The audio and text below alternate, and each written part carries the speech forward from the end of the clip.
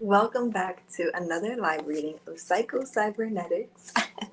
We are on chapter 1 on page number 6, picking up right here in this little section that is titled How a Plastic Surgeon Became Interested in Self-Image Psychology. So far, this book has been very interesting, and you can watch the replays. I highly recommend it because even in the first 10 pages, super powerful information. So I'm going to start reading right away today. It says, offhand, there would seem to be little or no connection between surgery and psychology. Yet, it was the work of the plastic surgeon which first hinted at the existence of the self-image and raised certain questions which led to important psychologic knowledge.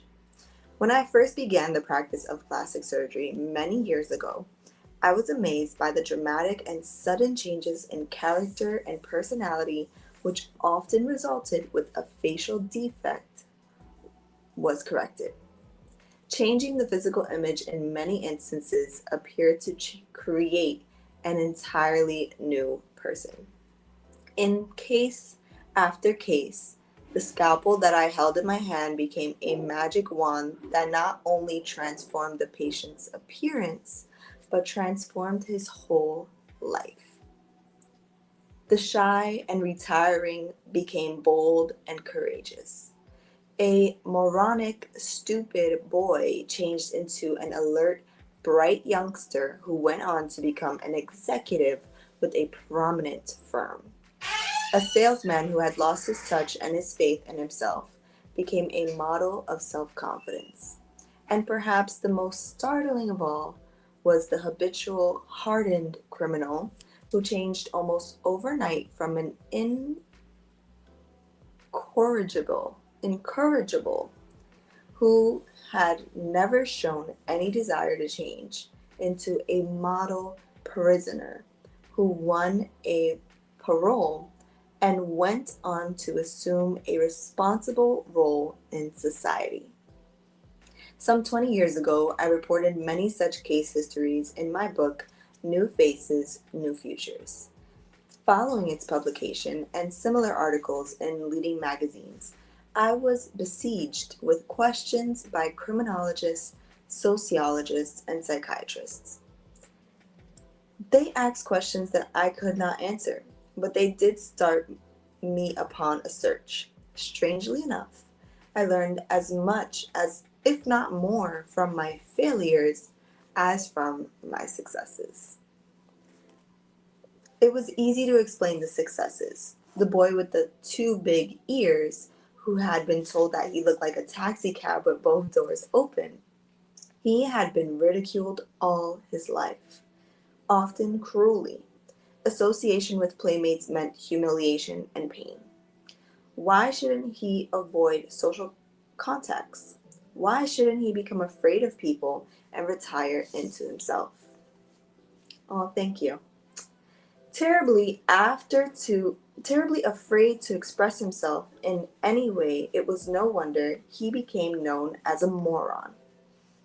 When his ears were corrected, it would seem only natural that the cause of his embarrassment and humiliation had been removed, and that he should assume a normal role in life, which he did. Or consider the salesman who suffered a facial disfigurement as the result of an automobile accident. Each morning when he shaved, he could see the horrible disfiguring scar on his cheek and the grotesque twist to his mouth. For the first time in his life, he became painfully self-conscious. Welcome and joy. He was ashamed of himself and felt that his appearance must be repulsive to others. The scar became an obsession with him. He was different from other people. He began to wonder what others were thinking of him. Soon his ego was even more mutilated than his face. He began to lose confidence in himself. He became bitter and hostile. Soon almost all his attention was directed toward himself, and his primary goal became the protection of his ego and the avoidance of situations which might bring humiliation. It's so easy to understand how the correction of his face disfigurement and the restoration of a normal face would overnight change this man's entire attitude and outlook, his feelings about himself, and result in greater success in his work.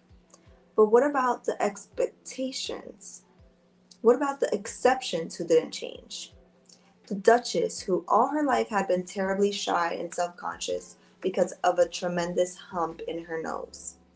Although surgery gave her a classic nose and a face that was truly beautiful, she still continued to act the part of the ugly duckling, the unwanted sister who could never bring herself to look another human being in the eye. If the scalpel itself was magic, why did it not work on the Duchess? Or what about all the others who acquired new faces, but went right on wearing the same old personality? Or how explain the reaction of those people who insist that surgery has made no difference whatsoever in their appearance? Every plastic surgeon has had this experience and has probably been as baffled by it as I was. No matter how drastic the change in appearance may be, there are certain patients who will insist, I look just the same as before. You did not do a thing. Friends, even family, may scarcely recognize them, maybe become enthusiastic over their newly acquired beauty. Yet the patient herself insists that she can only see only slight or no improvement, or in fact, deny that any change at all has been made. Comparison of before and after photos does little good, except possibly to arouse hostility. Hi, Aline. But by some strange mental alchemy, the patient will rationalize, of course, I can see that my hump in my nose is no longer in my nose, but my nose still looks just the same. Or the scar may not show anymore, but it is still there. Scars that bring pride instead of shame. Still another clue in search of the exclusive self-image. Still another clue in search of the elusive self-image was the fact that not all scars or disfigurements bring shame and humiliation. When I was a young medical student in Germany, I saw many another student proudly wear his saber scar, much as an American might wear the Medal of Honor. The duelists were the elite of college society, and a facial scar was the badge that you proved you a member in good standing. To these boys, the acquisition of a horrible scar on the cheek had the same psychological effect as an eradication of the scar from a cheek of my salesman patient. In old New Orleans, a Creole wore an eye patch in much the same way. I began to see that a knife itself had no magical powers. It could be used on one person to inflict a scar and on another to erase a scar, with the same psychological results. The mystery of imaginary ugliness. To a person handicapped by a genuine congenital,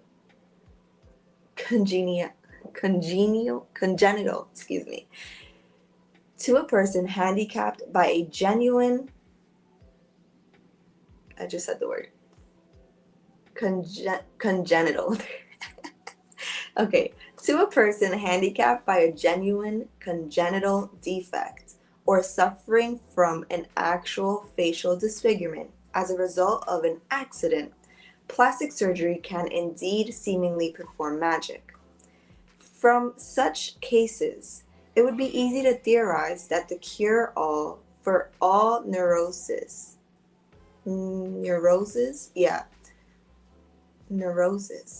unhappiness, failure, fear, anxiety, and lack of self-confidence would be wholesale plastic surgery to remove all bodily defects.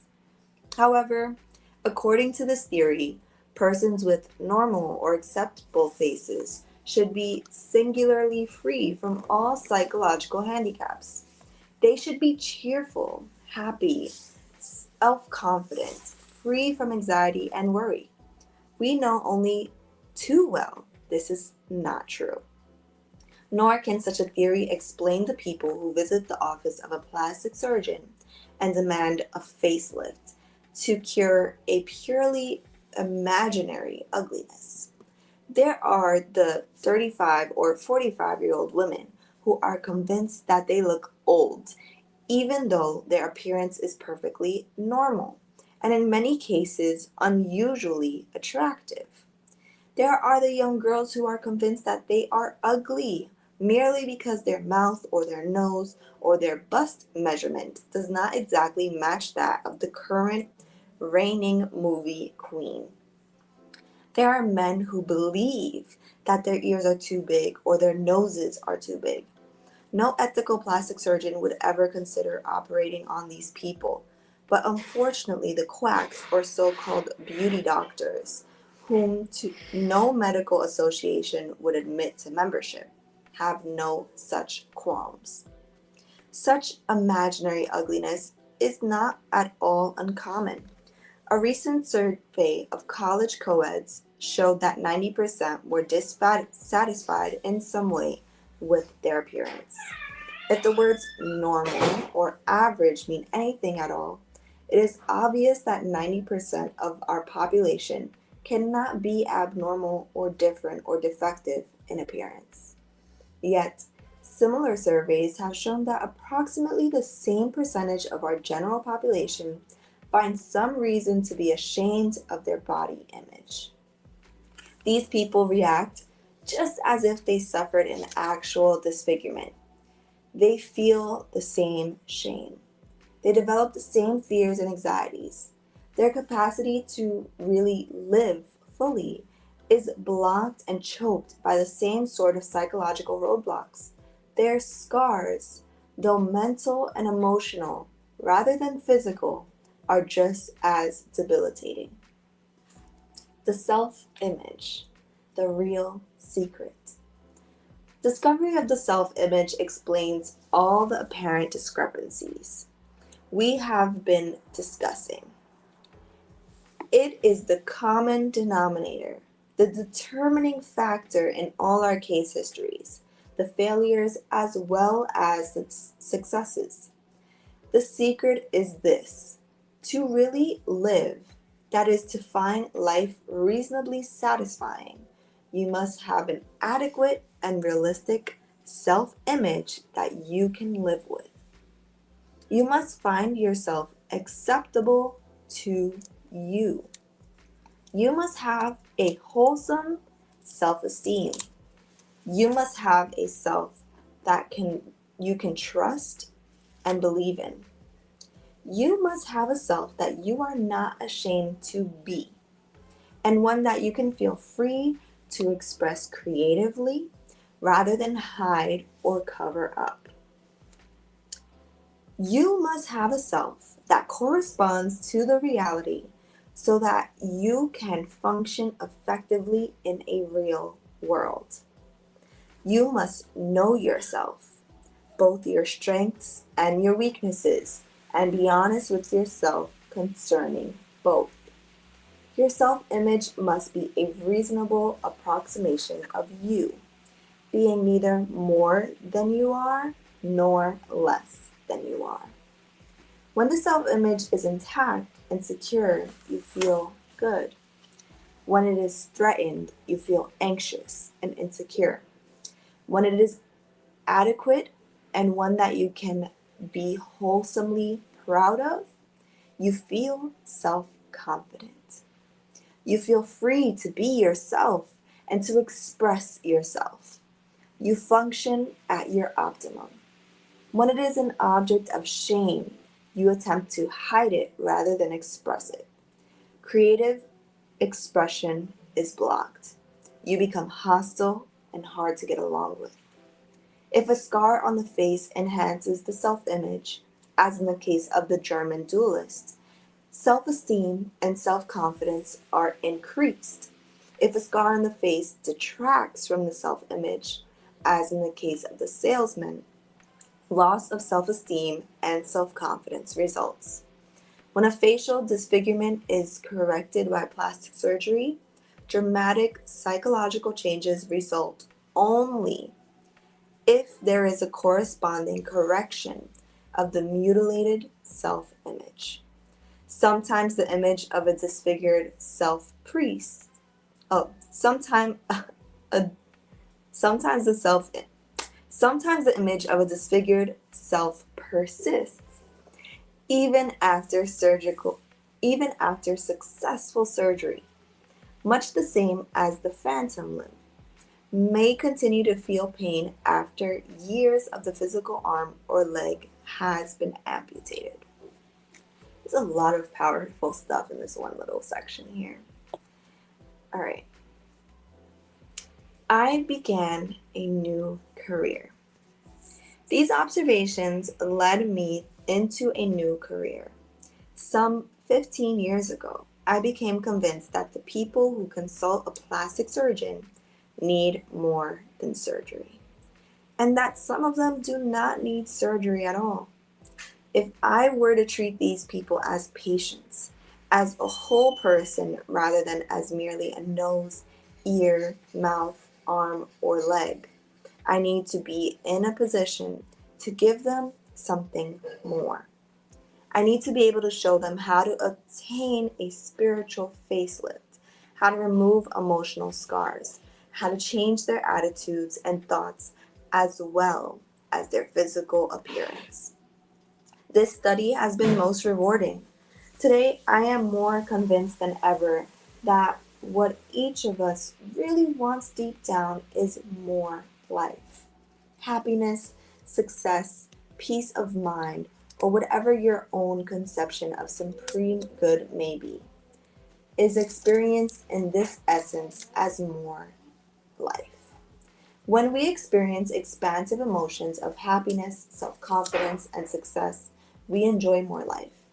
And to the degree that we inhibit our abilities, frustrate our God-given talents, and allow ourselves to suffer anxiety, fear, self-condemnation, and self-hate, we literally choke off the life force available to us and turn our back upon the gift which our Creator has made. To the degree that we deny the gift of life, we embrace death. Wow, that is powerful. You're programmed for better living. In my opinion, psychology during the past 30 years has become far too pessimistic regarding man and his potentiality for both change and greatness. Since psychologists and psychiatrists deal with so-called abnormal people, the literature is almost exclusively taken up with man's various abnormalities, his tendencies towards self-destruction. Many people, I'm afraid, have read so much about this type of thing that they have come to regard such things as hatred and the destructive instinct, guilt, self-condemnation, and all other negative things as normal human behavior. The average person feels awfully weak and impotent when he thinks of the prospect of pitting his puny will against these negative forces in human nature in order to gain health and happiness. If this were a true picture of human nature and the human condition, self-improvement would indeed be rather a futile thing. Pretty interesting.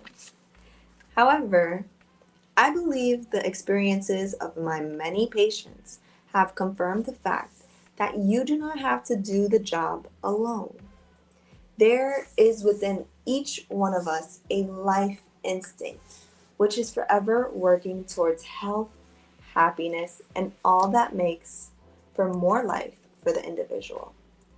This life instinct works for you through what I call the creative mechanism, or when used correctly, the success mechanism built into each human being.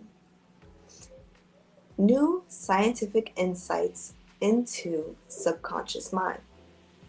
The new science of cybernetics has furnished us with convincing proof that the so-called subconscious mind is not a mind at all, but a mechanism, a goal-striving servo mechanism, consisting of the brain and nervous system, which is used by and directed by mind.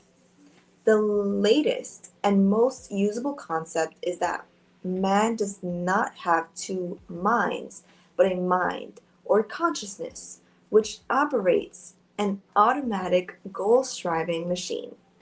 This automatic goal-striving machine functions very similarly to the way that electronic servo mechanisms function, as far as basic principles are concerned. But it is much more marvelous, much more complex than any electronic brain or guided missile ever conceived by man. This creative mechanism within you is impersonal. It will work automatically and impersonally to achieve goals of success and happiness, or unhappiness and failure, depending upon the goals which you set for it. Presented with success goals, and it functions as a success mechanism. Presented with negative goals, and it operates just as impersonally and just as faithfully as a failure mechanism. Like any other servo mechanism, it must have a clear-cut goal, objective, or problem to work upon. The goals that our own creative mechanism seeks to achieve are mental images or mental pictures, which we created by the use of imagination. The key goal image is our self-image. Our self-image prescribes the limits for the accomplishment of any particular goals. It prescribes the area of the possible. Like any other servo mechanism, our creative mechanism works upon information and data which we feed into it, also known as our thoughts, beliefs, and interpretations. Through our attitudes and interpretations of situations, we describe the problem to be worked upon. If we feed information and data into our creative mechanism to the effect that we ourselves are unworthy, inferior, undeserving, incapable, which is all conducive to a negative self-image, this data is processed and acted upon as any other data given to it is as any other data in giving us the answer in the form of objective experience. Like any other servo mechanism, our creative mechanism makes use of stored information or memory in solving current problems and responding to current situations. Your program for getting more living out of life consists in, first of all, learning something about this creative mechanism or automatic guidance system within you and how to use it as a success mechanism rather than as a failure mechanism.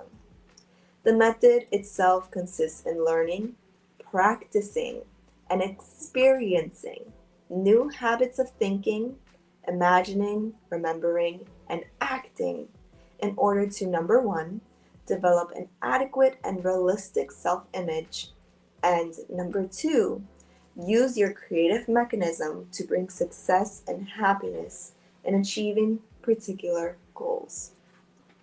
If you can remember, worry, or tie your shoe, you can succeed. As you will see later, the method to be used consists of creative mental picturing, creatively experiencing through your imagination and the formation of new automatic reaction patterns by acting out and acting as if. I often tell my patients that if you can remember, worry, or tie your shoe, you will have no trouble applying this method. The things you are called upon to do are simple, but you must practice and experience. Visualizing creative mental picturing is no more difficult than what you do when you remember some scene out of the past or worry about the future. Acting out new action patterns is no more difficult than deciding, than following through on tying your shoes in a new and different manner each morning, instead of continuing to tie them in your old habitual way without thought or decision. Wow, this last part was super powerful. And I'm gonna let Joy come on the camera with me to add to today's conversation. Remember, guys, the camera to add to the conversation live. All you need to do is be a member in the book club. The link is usually in the description.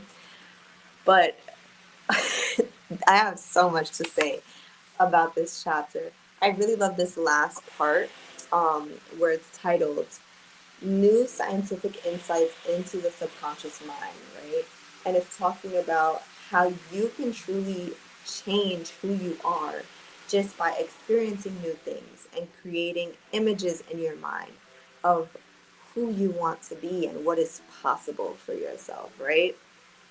And of course, the fact that changing external circumstances or your appearance really doesn't do anything to change who you are inside. And I've noticed that for a long time, and it's really heartbreaking sometimes when I see, society always pushing surgeries on young women and making them believe that the only way they're accepted in society is if they have a certain type of physical appearance. So, what about you, Joy? What do you have to add about today's reading? Peace, Alyssa, and everyone. Yes, I agree with what you just said about put the how society has that idea of pushing surgery, and we see that on all the reality shows, right? It's just such a pervasive theme in the culture. Something that came up for me earlier in the reading is about, well, related to that, but not exactly with, s- you know, physical appearance. But in my experience, right, when I first started working, I was making like a little bit of money, right? So even it was challenging sometimes to pay bills on time, to do things that I really desired to do, outside of just like working, living. It was like living a paycheck to paycheck vibe, right? Okay.